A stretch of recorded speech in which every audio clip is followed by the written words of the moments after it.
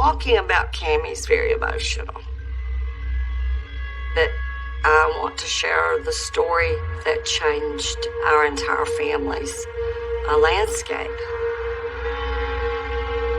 The people who she is supposed to love the most, and probably did love the most, she ended up hurting the most. But I still believe in humanity and the good that they were supposed to have been. And I'm sorry it couldn't have turned out that way for her.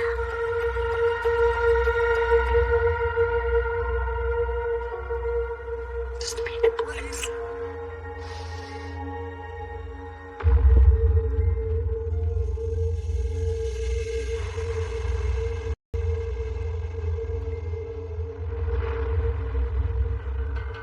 She'll serve her sentence and get free and be walking the streets of society.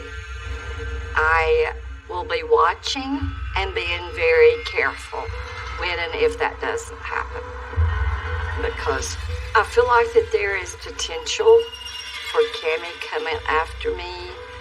If my sister were to come after me in revenge, I would not hesitate in pulling a trigger against her.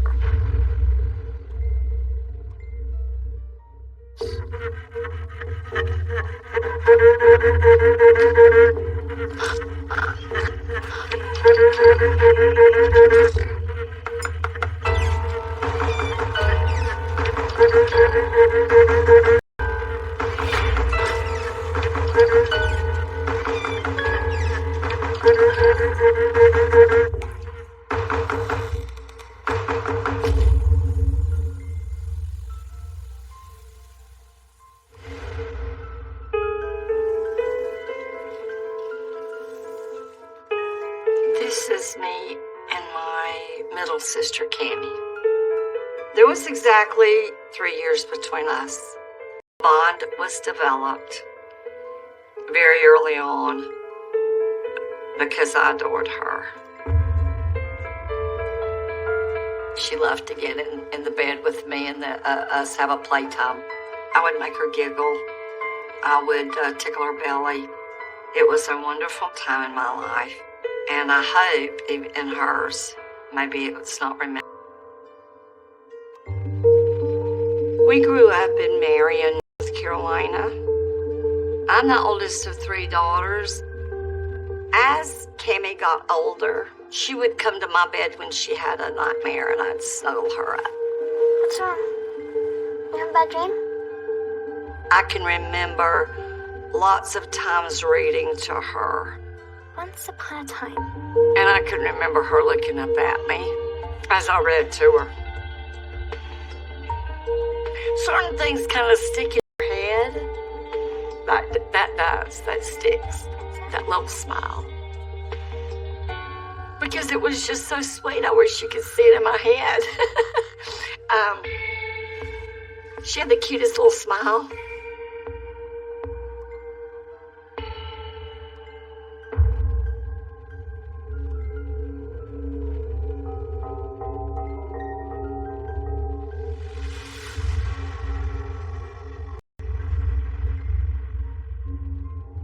Probably around the age of 6, I started seeing a behavioral change in my sister.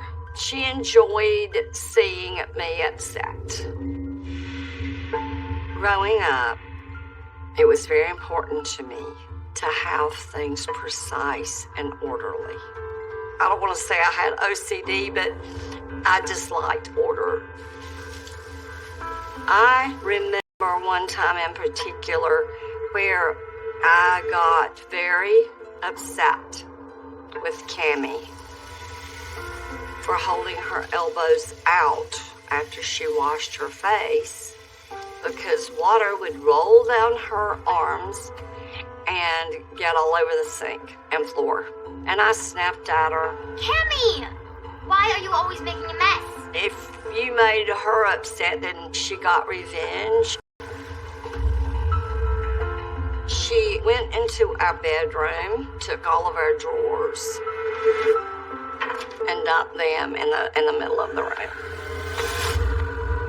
I walk into the room and I see the bedspreads and top sheets and pillows thrown into the middle of the floor. Kimmy, why would you do this? I was so angry in seeing that. I would say, Cammie, clean up that room. Well, she wouldn't. And she would laugh.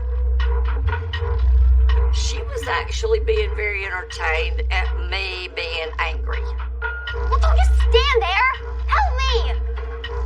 I think worse than the actual deed of the destruction.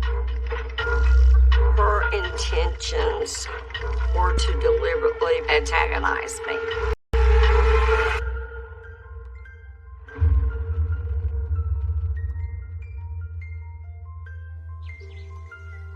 Kimmy took pleasure in eliciting responses. She loved to see me cry. In early teens, I became overweight and I was very self-conscious.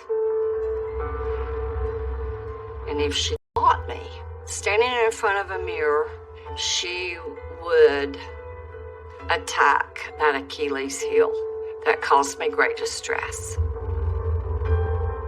I was one day looking in the mirror and she came in the room and started laughing and going, just look at you. Look at you. Look how fat you are.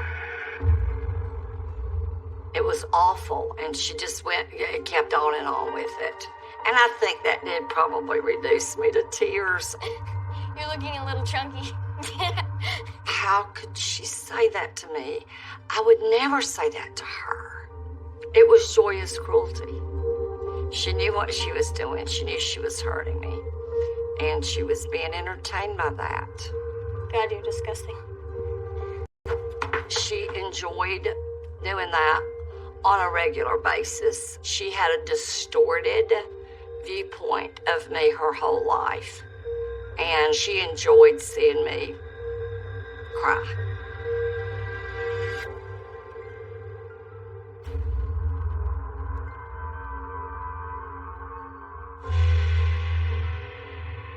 Mostly it was a rivalry with me, and I don't think that there was hardly that much between Cammie and Sharon as there was between Cammie and myself. Once I shared a secret with my sister Cammie, and she ended up using it against me. I could not go on a date until I was 16, which I thought was a little bit strict. So one time I kissed a guy, and I felt real badly about it. I shared it with Cammie. I leaned in, and I kissed him. You kissed him? And she was very, very sweet and very, very loving at first. She responded with, "Oh, Cindy, don't worry about that. That's not that bad." She was comforting. But seriously, you can't tell anyone. I promise. I won't tell anyone. Okay, I realize now. She would think through, how can I hurt Cindy the worst? All of a sudden she thinks, oh, I have leverage. I can use this. And of course, that's exactly what ended up. 2 days after the incident, she started blackmailing me with my mom. Mom would divide cookies or a candy bar, and I would not give her my share. Give me them. I'm not giving you my cookies. And she threatened to blackmail me by using the secret that I had told her. No, Kim, you promised. She would immediately start calling for Mom. Fine. Have your way. Mom! Wait! What? I would say, wait, come back. Here, you can have this. Here. Because I didn't want that to happen. Cammy blackmailed me for several months. A normal person would not do that to another person. But she doesn't care about belong. She doesn't care about friendships. It became a miserable way to live. And finally, one day, I'd had enough. I went and I said, Mom, can I talk to you about something? And I told my mom myself. I have something to tell you. Once I told my mother the secret, I felt so free. The load was gone. That one incident changed the landscape of our relationship for the rest of our life. Because I never could trust her fully again.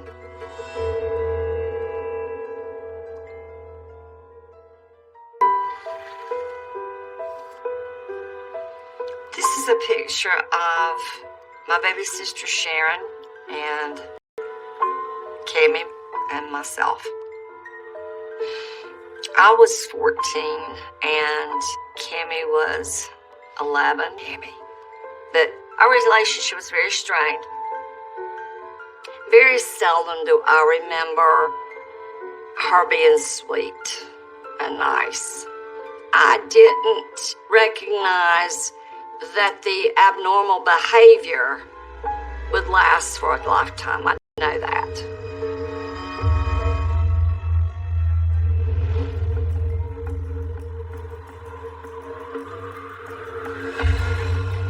As time went on, we noticed that Cammy became more and more obsessed with revenge. And as she grew older, around 8 years old, she started using weapons. One day we were on the school bus coming home, and I was teasing her about a particular boy that liked her. We got home, and then it started. Come on, Cammy. I was only joking. She just decided that she was going to go get a kitchen paring knife. I heard the door open, and I was standing in the living room. What are you doing? And totally unexpecting that she would throw a knife at me. She just took it by the knife part and threw it. And it lodged in my wrist. What is wrong with you? It was like very, very bloody. I was trying to stop the bleeding. You could have killed me. She walked by like, that's what you get. That serves you right. Did not say, oh, I'm sorry. Just walked on by and went on her merry way. There was no remorse, but I think satisfaction. I really think satisfaction. When I told Mom and Dad that, she got 25 licks with a belt. Sometimes after a spanking, Cammy would laugh just to show that it didn't and wouldn't affect her. She would act like nothing happened. No one or not anything could affect that resolve that she would be in control.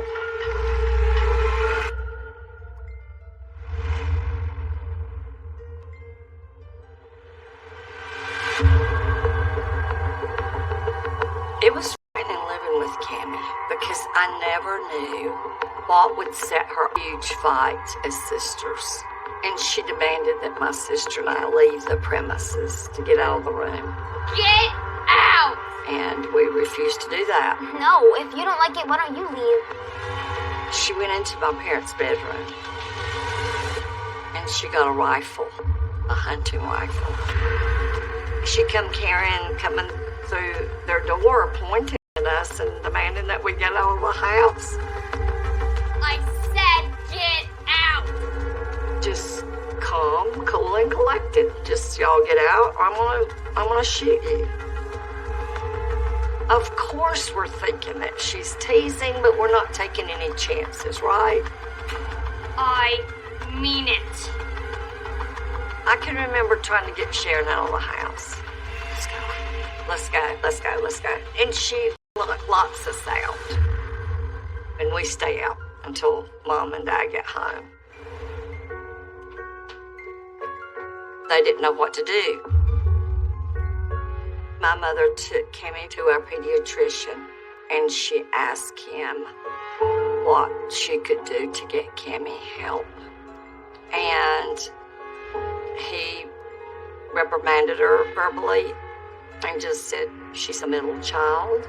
She needs extra attention. She needs extra love.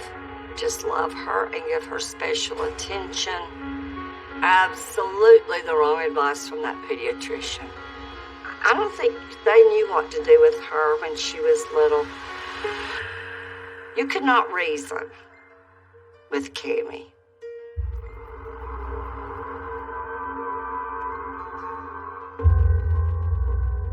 It wasn't that I hated her. You just don't want to have a relationship anymore. And there was times when we were teenagers that were good. Kimmy was 21 or 22 when she got married. I was 24 when I got married. We were close then. Well, close enough to the only time that we really saw one another was like Mother's Day, Easter, was just your normal, see you later, hello, how are you, kind of thing.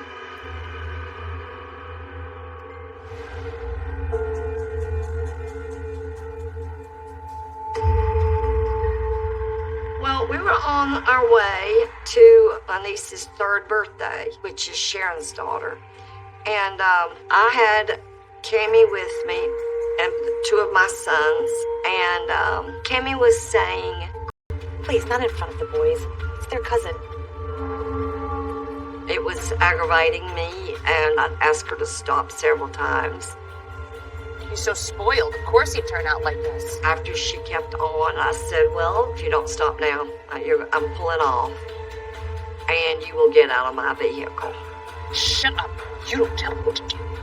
She turned around in the passenger seat and started kicking with every ounce of her strength in her leg. Stop it! Are you trying to kill us? She'd kick me in my face, and on my arm, my ribs. I mean, here we are on an interstate. Here we have our children with us. She did not care. Cammie was acting with reckless abandon because the need to control and get revenge was greater than survival at that point in time. Stop it! I pulled off and I made her get out of my car. I felt badly by leaving my sister on the side of the interstate, but that was overridden by the thought of keeping the occupants of that vehicle safe. I did the right thing. She could have killed us.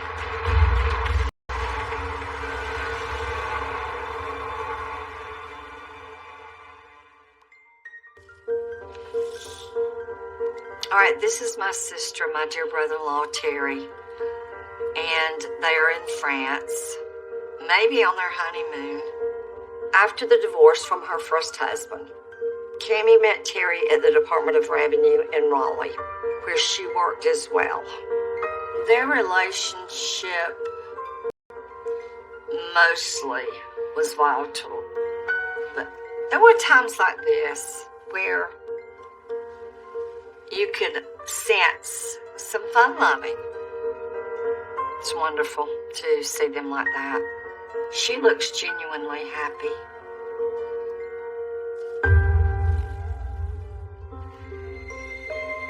I know how much he loved her. I'm not sure the other way around.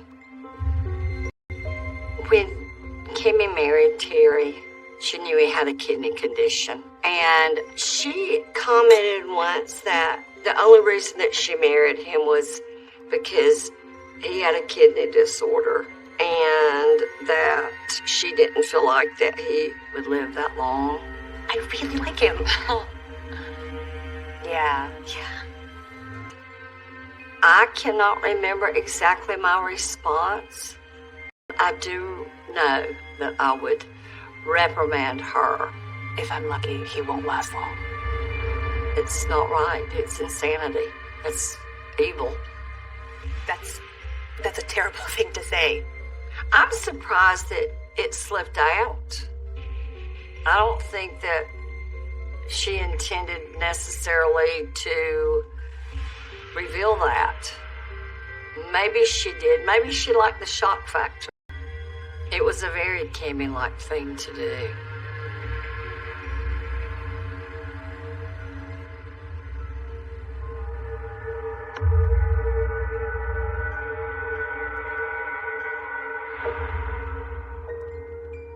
When Cammy and Terry divorced, it was a terrible custody battle for the children.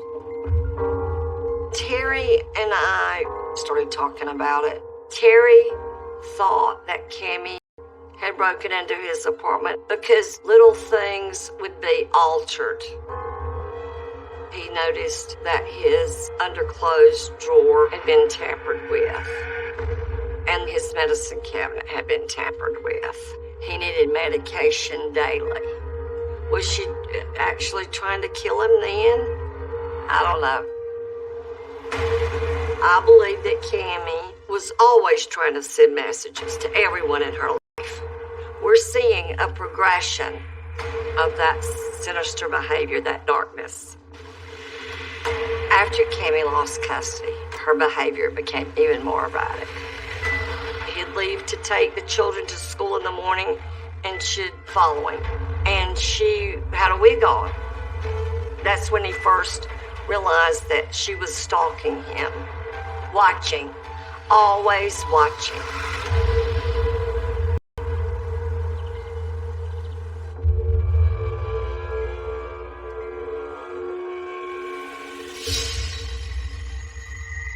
When Cammy lost the children and Terry became their full guardian, she blamed me and said that I had paid off the judges and paid for his lawyers. Of course, that wasn't the truth at all. That was what she believed. Cammy had a seething rage that was directed toward me because she thought that I was directly responsible for her losing her children. She never openly threatened, but there were several times that Cammy had not, unless she had been stalking me. You're not scaring me. Stop calling here. And sometimes at night, I would get this eerie feeling or sensation that someone was watching me. I immediately shut all blinds and locked all doors. It's like that almost panic. Do it now. I felt like she could come into my home and hurt me while I was sleeping, while I was watching TV. I felt like my life was in jeopardy.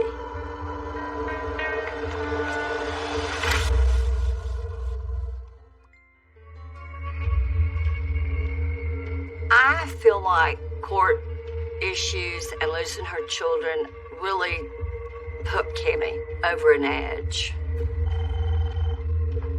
One day I got a call from the detective in the city that she lived in, stating that a report was filed against me because I was poisoning her food. Wait, she did it again.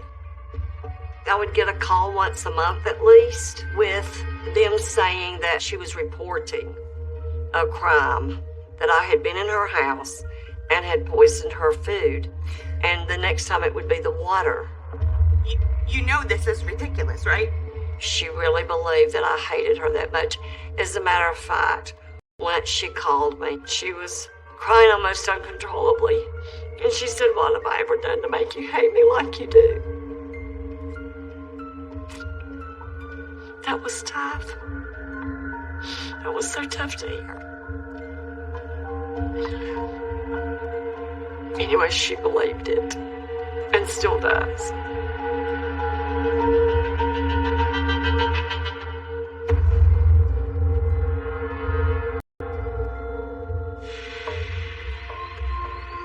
I was home with my family one day for my birthday.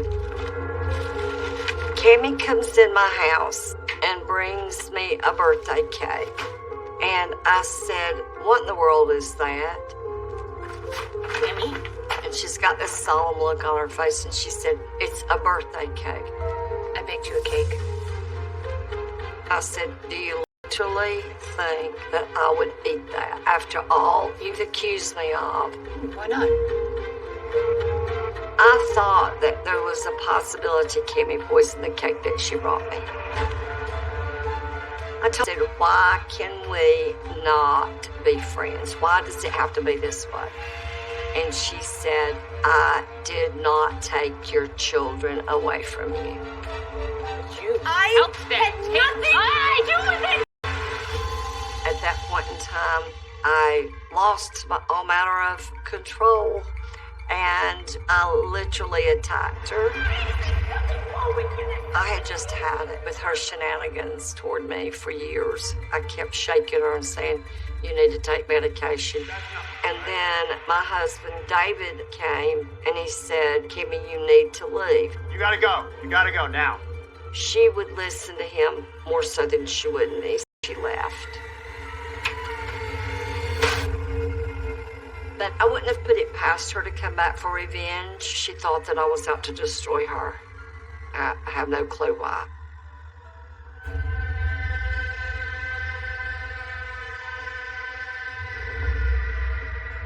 Our last Christmas together, she wasn't invited because she had a restraining order. And she wasn't supposed to be near the kids. Merry Christmas. And she came. What are you doing here? No, you're not supposed to be here. I was watching her hands in her coat pocket. I was afraid of a gun. I didn't trust her. The children went to the basement with Terry. I took her aside and I told her that she wasn't supposed to be there. And I told her to leave. And she got a little smirky look on her face. I was obsessed with watching her hands in her pockets. It's Christmas. I do think that she was deeply, deeply hurt. Having Christmas, which was the grandest of all holidays in my family, and for her not to be able to be invited. I feel like she was deeply wounded and hurt. And I'm sorry.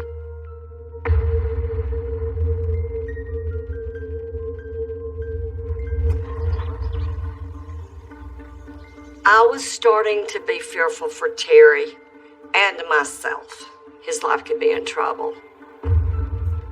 One day, I had ice cream with Terry, and I said, "Can I talk to you about something?" And he said, "Sure, sis, what's on your mind?" I'll never forget that. I feel like she's up to something. I said, "Terry could come after us, either one of us." And he said, "Yeah, sis, I know that." I said, "Well, what are you doing about it? Are you doing anything?" He goes, "Well, I'm working on some things." That conversation was 1 month before it actually happened. On March 24th, 2006, I was at home. And I got a call. It was the detective. And he said, "I need to tell you, your sister has shot your brother-in-law."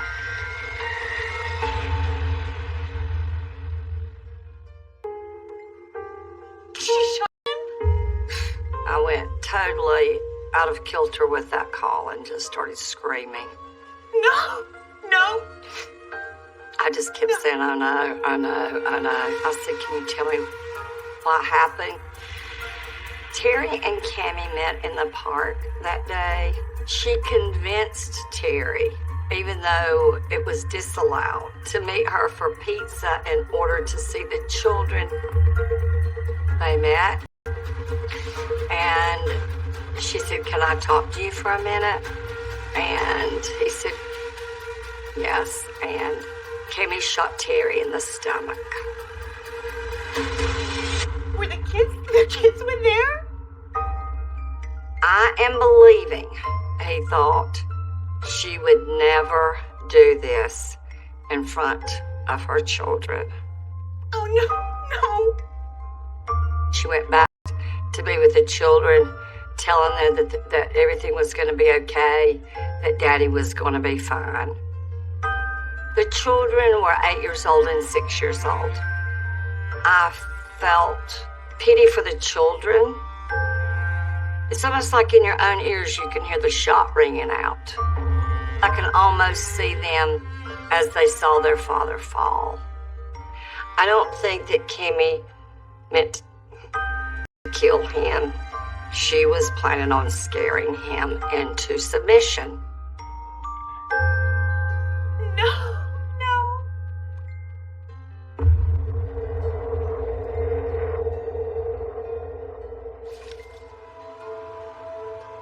This is a picture of my precious, precious brother-in-law and his children.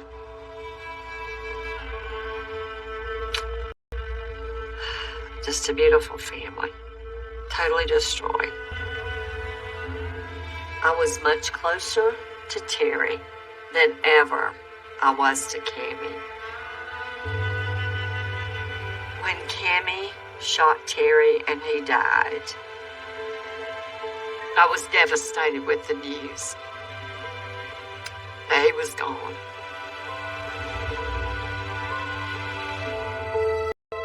Every time somebody that we really love leaves the earth, a piece of us goes with them.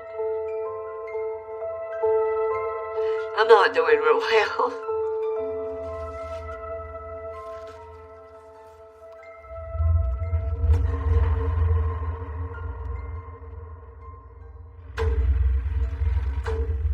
Terry survived the initial shooting.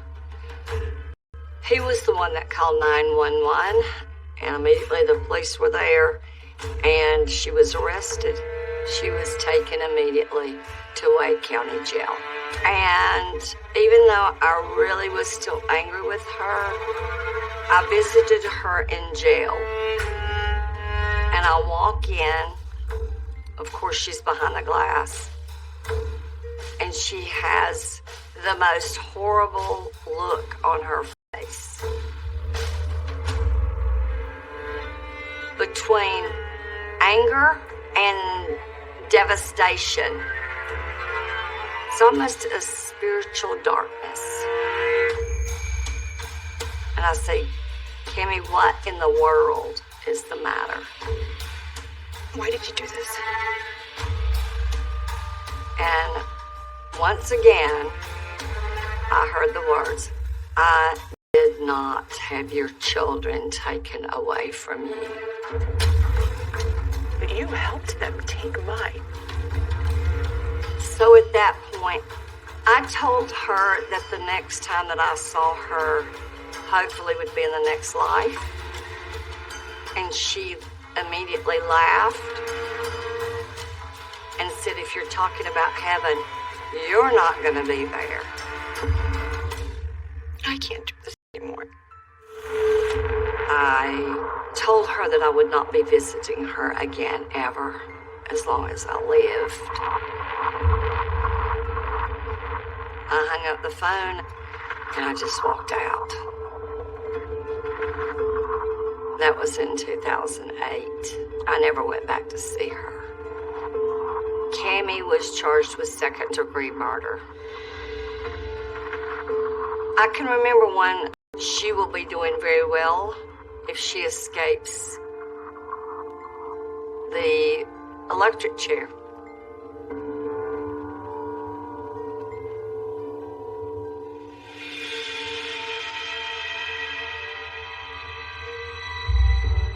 I didn't feel like that was enough. I mean, we're talking about murder here. I was hoping for life. I think that it would have been a blessing if it had been the death penalty. And I say that with full love in my heart for her best interest. Because I'm not sure what kind of life that she has ahead of her. She'll serve her sentence and get free and be walking the streets of society. And shortly.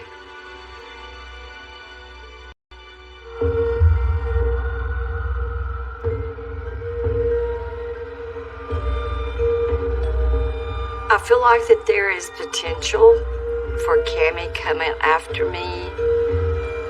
But I'm not scared for Cammie to be released from prison because I'm prepared.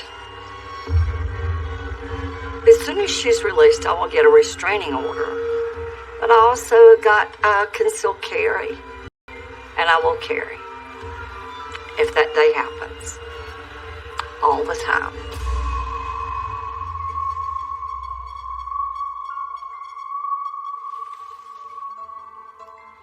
I think this is when she was in jail. She just looks so sad.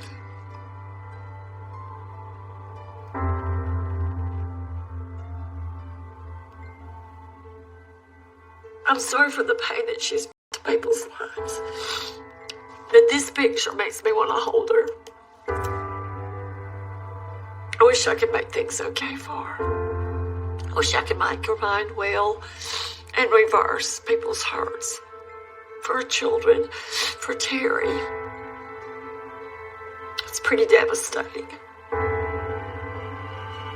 I wish I had the ability to reconstruct her life and make different decisions for her that would turn out to be happy. I want her to be happy. Yes, I do love her very much. Even with all the pain that she's brought myself and other people, I still love her very, very much. It's an unconditional love. Never meant any harm for you. Someday you'll know truth. Someday you'll know truth.